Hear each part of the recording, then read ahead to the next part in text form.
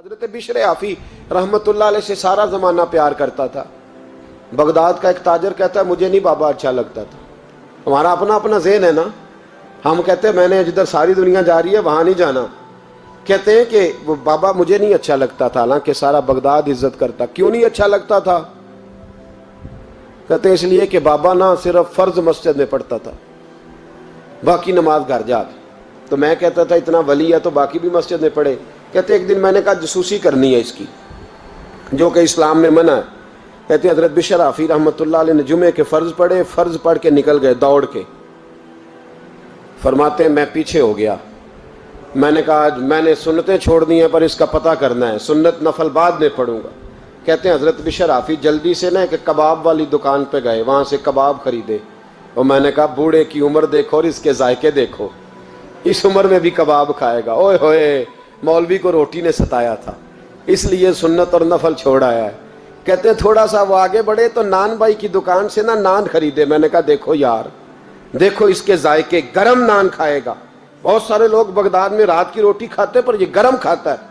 کہتے ہیں حضرت وہ نان اور کباب لے کے نا جنگل کی طرف مڑے تو میرے دل میں خیال آیا یار بڑا ہی اس آدمی کا عجیب ذہن ہے، یہ اب سبزے پہ بیٹھ کے یہاں موج کرے گا، کھائے پیے گا، اور سنت نفل چھوڑ دی، اللہ ہزاروں مرید ہیں۔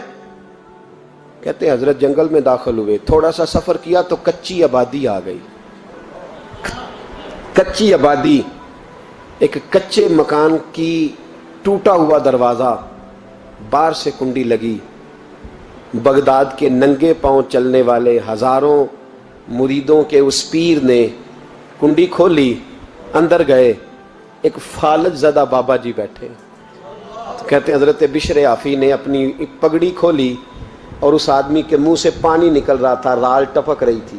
کہتے ہیں پہلے اپنی پگڑی سے منہ صاف کیا، پھر پیالے سے پانی ڈال کے منہ دھویا، پھر حضرت اس کے ٹانگوں پہ کپڑا ڈال کے روٹی کا لقمہ توڑ کے اس کے منہ میں ڈال کے کہنے لگے بابا ناراض نہ ہونا، جمعے والے دن مجھے دیر ہو جاتی ہے، ابھی تو میں نے سنت اور نفل بھی پڑھنے ہیں، ناراض نہ ہونا، مجھے دیر ہو جاتی ہے۔ کہتے ہیں وہ بابا رو پڑا اور کہنے لگا بشر یار 14 سال ہو گئے تو روز آتا ہے، 14 سال، یہ 1 صدی کا قصہ ہے، 2-4 برس کی بات نہیں، 14 سال سے تو روز آتا ہے، میں پتہ نہیں کب تک لاش بنے پڑا رہوں گا، تو کب تک آئے گا؟ حضرت بشر آفی نے بابے کے یہاں سے پوچھ کے کہا بابا فکر نہ کر، آج کے بعد یہ جملہ نہ کہنا کہ تو میرے لیے بوجھ ہے۔ فرمایا لوگ سمجھتے ہیں کہ میں نے عبادت کر کے مقام پایا ہے، لوگ سمجھتے ہیں میں نوافل زیادہ پڑھتا ہوں، دنیا جانتی ہے کہ میری رات کی تسبیح زیادہ مضبوط ہے، پر میں ان میں سے کوئی بات بھی نہیں، میں تو تیری نوکری کرتا ہوں تو اللہ نے میری عزتوں میں اضافہ فرما دیا ہے۔ سوچ ہی صاف نہیں، نظریہ ہی ٹھیک نہیں، فکر ہی ٹھیک نہیں۔ اسلام نظریے کا مذہب ہے، سوچ کا۔ مسند امام احمد بن حنبل کی حدیث سنیں، حضرت انس بن مالک فرماتے ہیں جب انسان نے روزہ رکھا ہوتا ہے نا تو روح ویسے ہی پاک ہوتی ہے اس کی۔ میں نے یہ سوچا کہ کچھ باتیں ایسی کی جائیں جس سے تھوڑی سی سوچیں بھی تبدیل ہو، کچھ سوچوں کا وضو، سوچوں کا غسل، افکار و نظریات کی بھی بات ہو۔ ہم سمجھتے ہیں کہ شاید کثرت عبادت اصل ہے۔ اقبال کہتے ہیں یہ ذکر نیم شبی، یہ مراقبے، یہ سرور، تیری خودی کے اگر نگہباں نہیں تو پھر کچھ بھی نہیں ہے، تیری خودی کے اگر، اور پھر عام چیز نہیں کہا یہ ذکر نیم شبی، سویرے سحری کا ذکر، یہ مراقبہ، یہ جو تو گھنٹوں اللہ کی یاد میں بیٹھا رہتا، یہ سرور، کہتے بے کیف عبادت نہیں، سرور والی، یہ ذکر نیم شبی، یہ مراقبے، یہ سرور، تیری خودی کے اگر نگہباں نہیں، اگر تیرے نظریے کو نہیں بدل سکے، تیری سوچ نہیں بدل سکے، تیرا ایمان مضبوط نہیں کر سکے، تیری خودی کے اگر نگہباں نہیں تو پھر کچھ بھی نہیں۔ اور خرد نے کہہ بھی دیا لا الہ الا اللہ تو کیا حاصل، دل و نگاہ، دل و نگاہ، دل و نگاہ اگر مسلمان نہیں تو پھر کچھ بھی نہیں، دل و نگاہ۔ اقبال کہتے ہیں ایک دل کا کلمہ پڑھ، دوسرا نظر کا کلمہ پڑھ، ان پہ پابندی لگا۔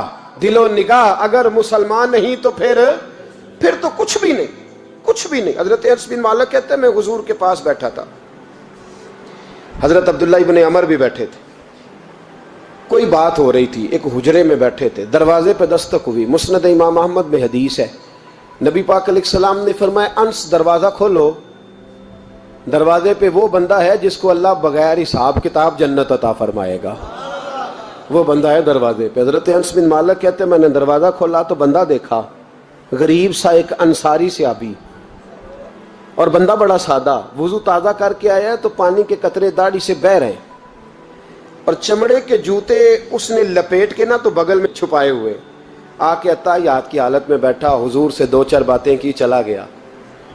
ہم اس کا رنگ دیکھتے رہے اور مصطفیٰ کا کرم دیکھتے رہے۔ اس کو حضور نے جنتی کہا ہے۔ کہتے ہیں اگلے دن اسی ٹائم اسی وقت ہم حضور کے پاس بیٹھے تھے، پھر دروازے پہ دستک ہوئی، حضور نے فرمایا دروازہ کھولو، دروازے پہ وہ بندہ ہے جسے اللہ بغیر حساب کتاب جنت عطا فرمائے گا، بغیر حساب۔ کہتے ہیں دروازہ کھولا،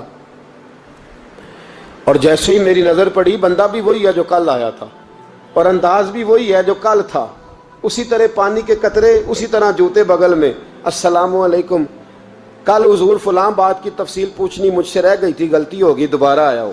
اس نے اپنی گفتگو کی، چند جملوں میں بات سمیٹی، چلا گیا۔ فرماتے ہیں اتفاق کی بات کہ دن تیسرا، بندے بھی ہم دونوں، میں اور عبداللہ ابن عمر، حضرت انس بن مالک کہتے ہیں دونوں بیٹھے تھے، سیم ٹائم سیم ڈے۔ پھر دستک ہوئی، حضور نے فرمایا دروازہ کھولو، اور مسکرا کے فرمایا دروازے پہ وہ بندہ ہے جسے اللہ بغیر حساب کتاب جنت عطا فرمائے گا۔ کہتے ہیں کھل اٹھے ہمارے چہرے، باہر گئے، دستک ہوئی تھی، دروازہ کھولا،